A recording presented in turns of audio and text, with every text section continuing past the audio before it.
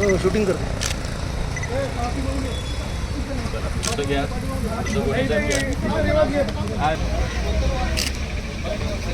संतोष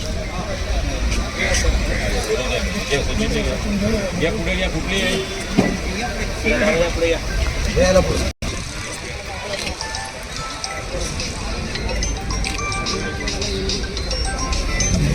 आता मी घोषणा देणार. मी मराठी मी बोलायचं बोलतो. मी बोलणार मला मराठी समजते. मी मराठी बोलतो.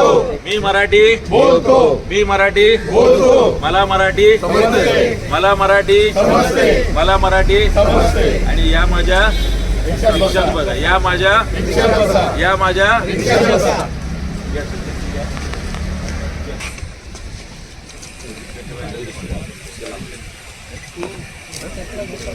जाऊ द्या ना. या पुढे घ्या.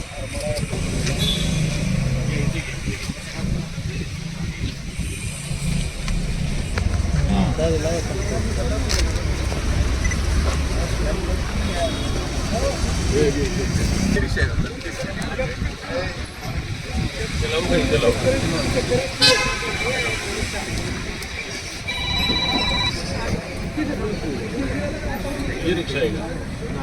तू साफ करू सगळ्यांना सांग रिक्षा साफ. नाही, मला वाटतं महाराष्ट्रात मोटर वाहन कायदा आहे आणि या मोटर वाहन कायद्यानुसार तुम्हाला प्रत्येक रिक्षा चालक असेल, टॅक्सी चालक असेल, त्याला रिक्षाचं परमिट असेल किंवा रिक्षा टॅक्सीचा बॅच असेल, याच्यासाठी मराठीचं ज्ञान असणं आवश्यक आहे. हा काय काल आजचा आणि उद्याचा निर्णय नाही आहे. वर्षानुवर्ष हा 1988च्या अगोदरपासूनचा मोटर वाहन कायदा आहे. तेव्हापासूनचा हा नियम आहे. प्रताप सरनाईक साहेबांचं अभिनंदन एवढ्यासाठीच की त्यांनी आता हे ठोसपणे राबवण्याचं ठरवलेलं आहे. आणि याला मला दिसतं की परप्रांतीयातले रिक्षा किंवा टॅक्सी चालक यांचा विरोध नाही आहे. भैयांचा ठेका घेतलेला ठेकेदार, मग ते संजय निरुपम असेल नाहीतर इतर कोणी असेल, हेच फक्त विरोध करताना दिसतं आहे. अनेक परप्रांतीय रिक्षा चालक आणि टॅक्सी चालकसुद्धा आमच्याकडे येत आहेत आणि मी मराठी बोलतो, मला मराठी समजते आणि या माझ्या रिक्षात बसा अशा स्टिकर त्यांनी स्वतःच्या रिक्षावरती लावून घेतलेले आहेत. त्यामुळे मला हे सांगणं आहे प्रत्येक रिक्षा चालक, टॅक्सी चालकाला की आपण भाषावर प्रांतरचना झालेली आहे.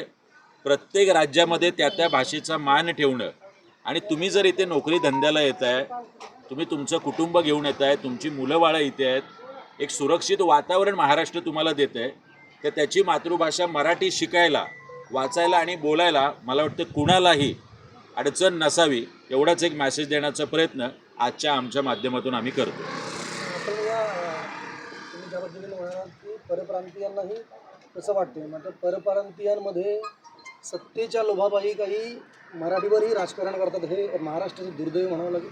हो, मला कळत नाही. शशांकराव ज्यांच्या वडिलांना इथे मोठी युनियनचे ते मोठे युनियन नेते होते, जॉर्ज फर्नांडिसांपासून ते शरद रावणपर्यंत एक मोठी परंपरा कामगार नेते जे, अशावेळी शशांकरावांनी या गोष्टीला विरोध करणं म्हणजे खूपच मोठा विपर्यास दिसतोय.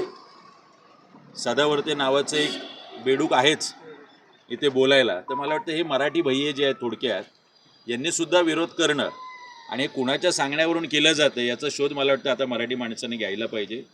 ही लढाई आहे मराठीच्या बद्दलची आणि त्याच्यामध्ये प्रत्येकाने सहभागी होणं महत्त्वाचं आहे. शिवसेनेचे एक मंत्री अशा प्रकारचे आदेश करतात आणि शिवसेनेमधलेच संजय निरुपम सारखे नेते पुढे येऊन अशा प्रकारचा विरोध करताना दिसतात.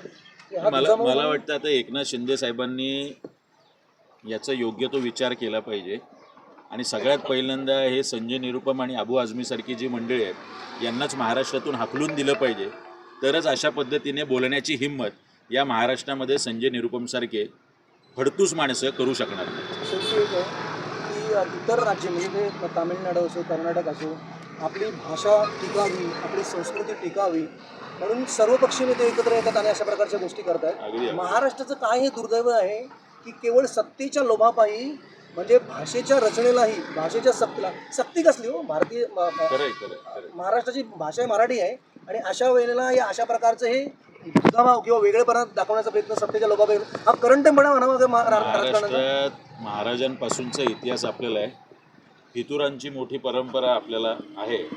त्यामुळे हे मराठी भाषेचे फितूर आपल्या आजूबाजूला वावरताना अनेकदा दिसतात.